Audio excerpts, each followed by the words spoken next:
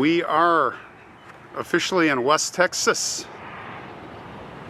We're very near a town called St. Angelo. And we're actually here in a small town called Grape Creek.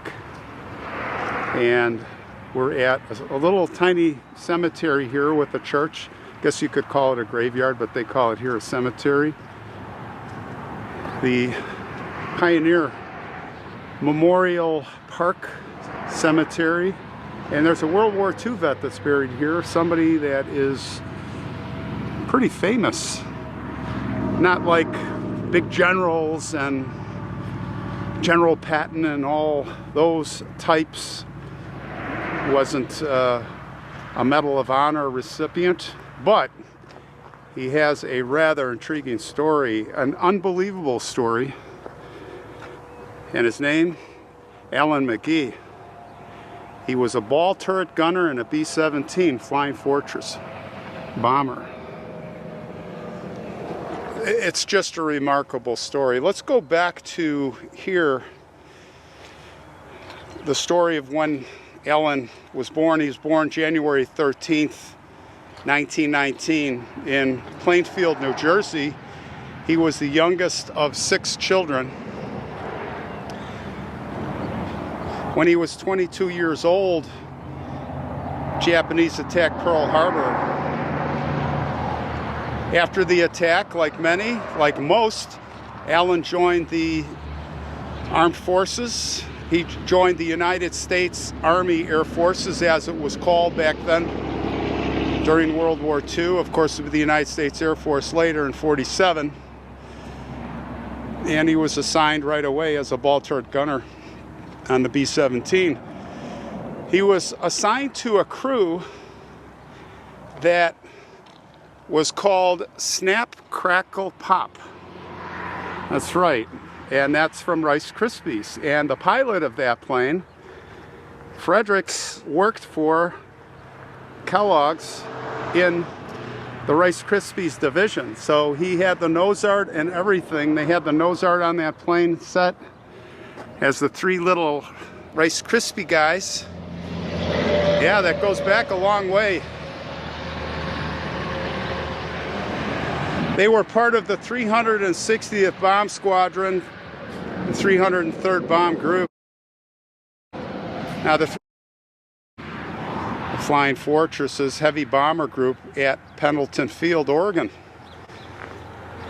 And they were assigned to the 358th, 359th, and the 360th Bombardment Squadrons, and the 31st Reconnaissance Squadron. Now, of course, they went to Europe, shipped to Europe, and everything was in haste.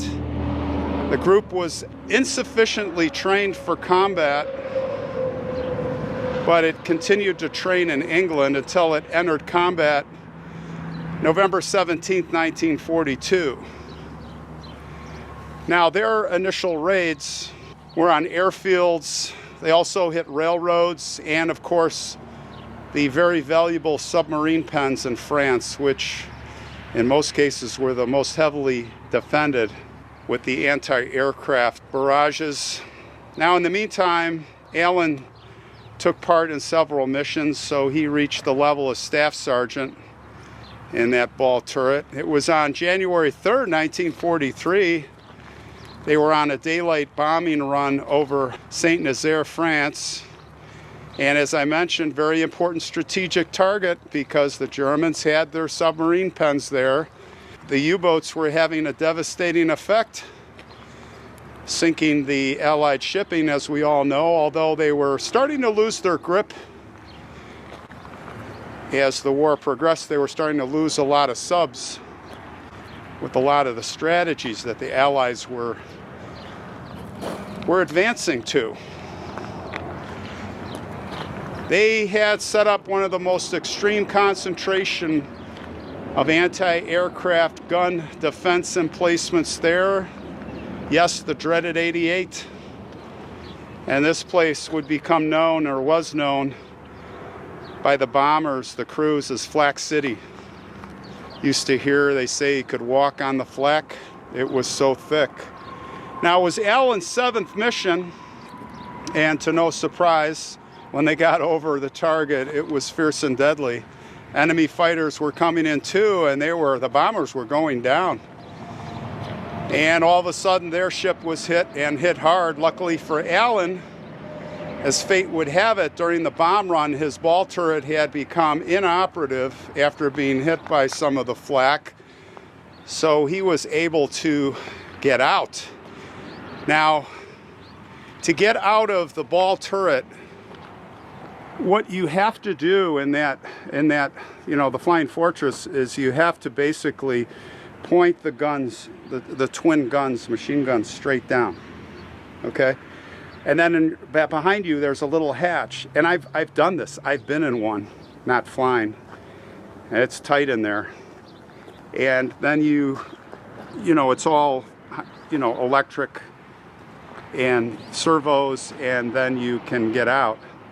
And if you get stuck in that thing, you get stuck in that thing. A lot of times the crews were able to help their comrades and mechanically and by force get them out. But a lot of guys, got stuck in that little ball, went down with the ship, no chance.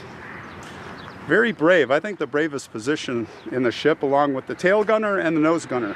Not sure what order, but anyway, they got him out. And he goes looking for his parachute. He looks down because he's wearing a chest pack parachute, and when the flak hit, and it probably saved his life, it had just torn apart his chest pack parachute. He did not have a backup parachute, at least for himself. He gets out, and what does he do? Well, he says, maybe there's another parachute lying around. So the next thing you know, he's rummaging around looking for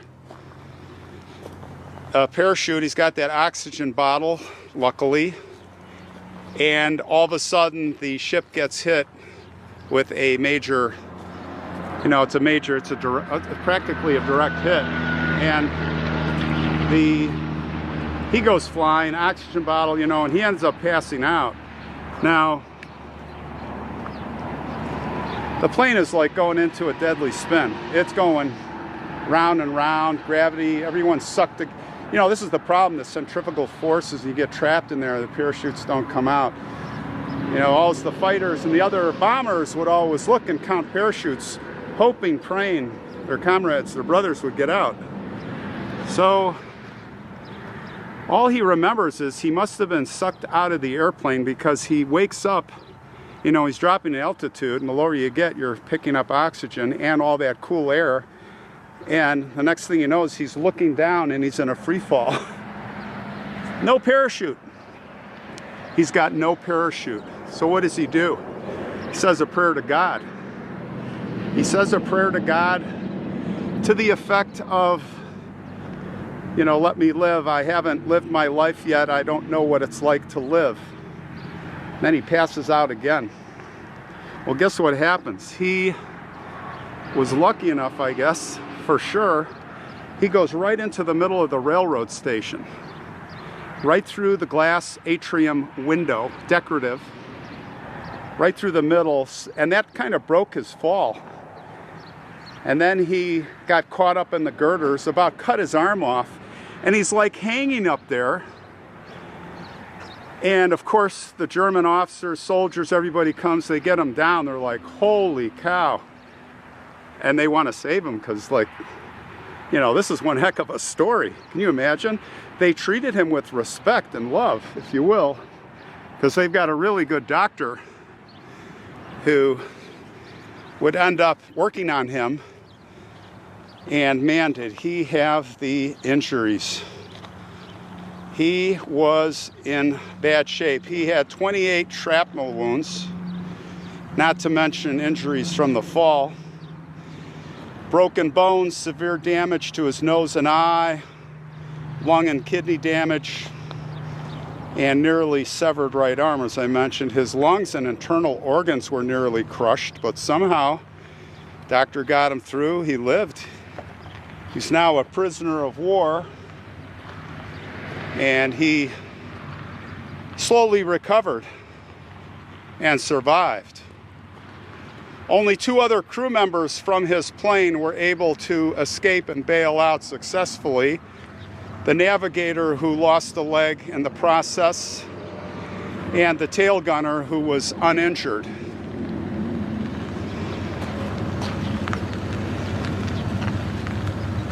The other 7 perished.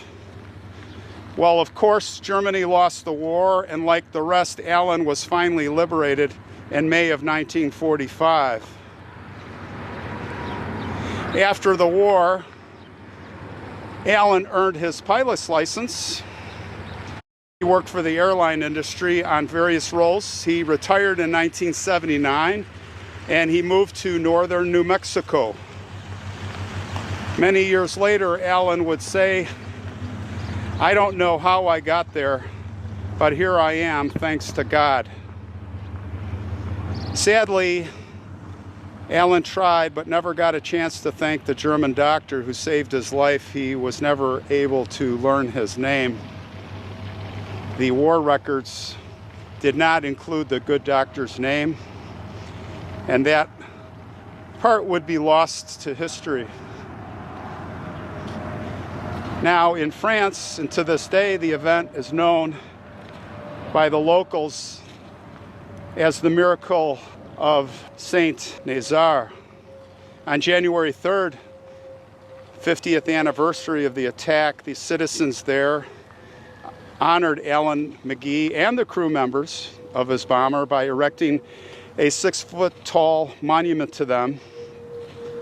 And there's a picture of Alan there.